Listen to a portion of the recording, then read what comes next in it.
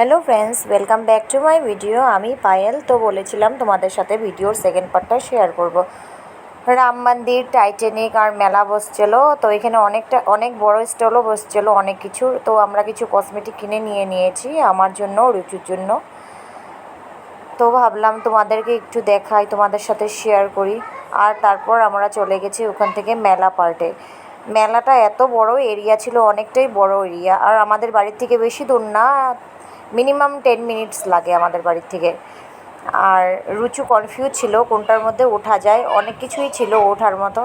তো ও তো ভয় পাবে, তো ডিসাইড করছিল কোনটার মধ্যে ওঠা যায়। আর ডিস্কোতে উঠে এত চিল্লাচ্ছিল ভয়ে, আমারও খুব ভয় লাগে। আর এই ছিল নাগরদোলা, এত সুন্দর ছিল, পুরো লাইটিংয়ে ভালো লাগছিল।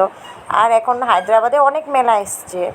আর লাস্ট ফাইনালি ডিসাইড করলো রুচু ট্রেনে উঠবে। আর ও খুব মজা পাচ্ছিল ট্রেনে উঠে, খুব এনজয় করছিল, ভালোও লাগছিল। তো ভাবলাম একটু ভিডিও করে নিই, এগুলি থেকে যাবে, এগুলো হলো মেমোরিজ। তো যারা যারা হায়দ্রাবাদে আছো প্লিজ একবার ভিজিট করো, মেলাটা খুব সুন্দর হয়েছে। আর এই মেলাটা থাকবে জুন অবধি। খুব সুন্দর হয়েছে রাম মন্দিরটা।